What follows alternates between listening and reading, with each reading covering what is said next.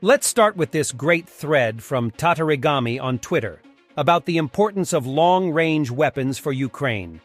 When Ukrainian troops liberated Kherson and advanced to the Dnipro River, the Russians dispersed and relocated their equipment, helicopters, and logistics to various bases beyond the reach of HIMARS. Why is this significant, and what can be learned from this situation? In this instance, compiled satellite imagery reveals the establishment of a new base to the south of Henichesk.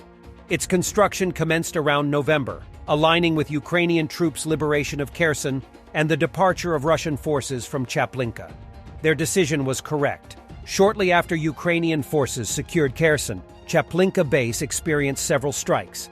Nevertheless, most of the equipment, the command and control center, and the helicopters had been relocated.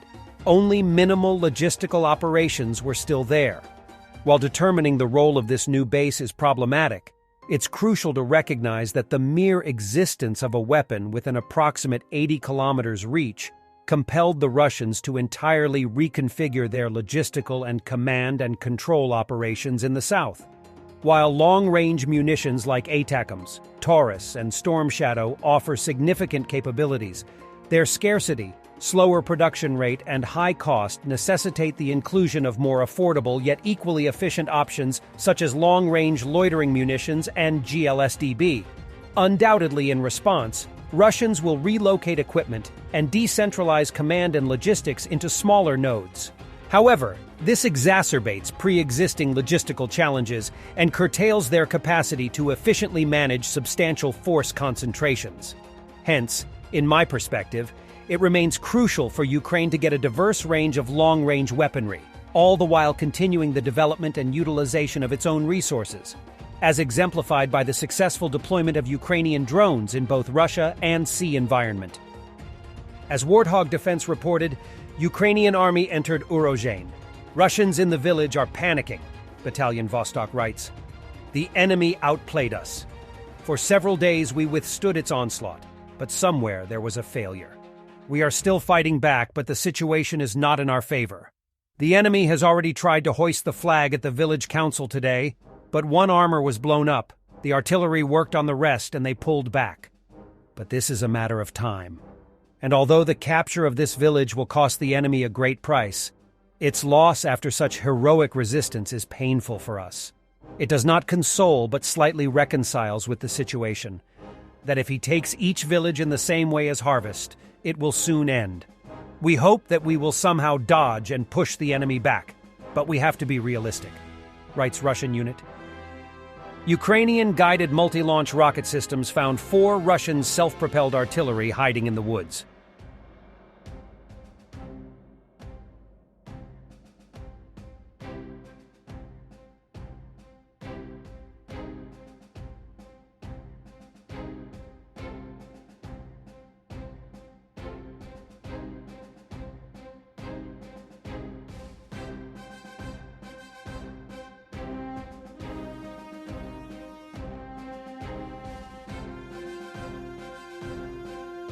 And Russian Mobics are constant complaining. Евгений, обращаясь в комитет солдатских матерей нашим женам и сестрам и другим правозащитным органам Российской Федерации. Мы мобилизованы батальона 1822 первой роты из Подмосковья. Приехали в город Скадовск, копали в течение года окопы, таскали бревна, занимались всякими строительными сооружениями, не занимались никакой боевой подготовкой. После этого наше командование бросило нас на передний край, без всяческой боевой подготовки, без средств связи, без артподдержки, без бронетехники, можно сказать, без всего, без продуктов. Мы, я старший этой группы, рядовой, заметьте, рядовой Решов Алексей Евгеньевич, вот, я являюсь старшим этой группы. Нам командование сказало, что находиться там от 3 до 5 дней на переднем крае. Потом придет смена, поменяет нас. Мы находились там 12 дней. У нас кончилась связь. У нас кончились продукты питания. У нас нету воды. Мы 3 дня ничего не ели.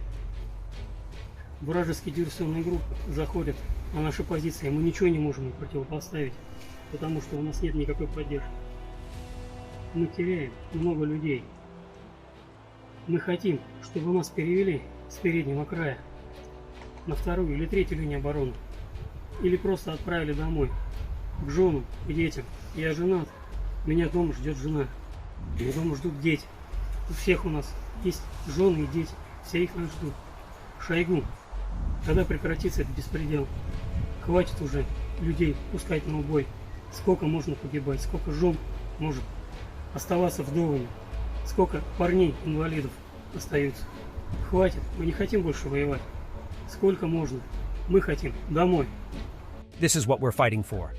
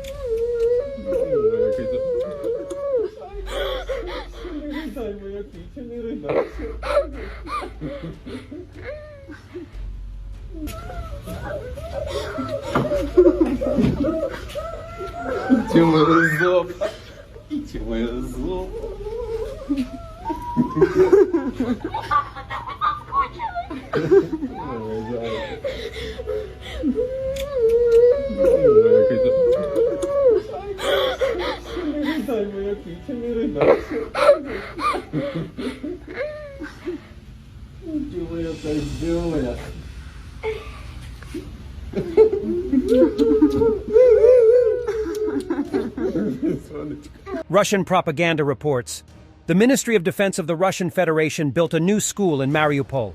The educational institution for 1,100 students will start functioning on September 1st. Mariupol Drama Theater with the giant inscription children was the first thing that came to my mind.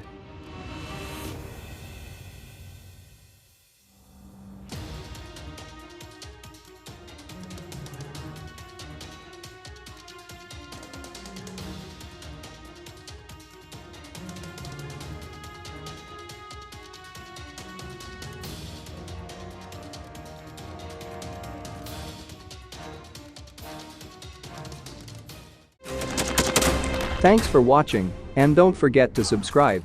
Also, if you want to support Warthog Defense, please become our member and get early access to new videos, exclusive members-only videos, and become administrator in comment section. The membership link is in the description. Rescues every day. We had a guy last week, it's 6 rescues in 6 days. You know, he's doing the job every day.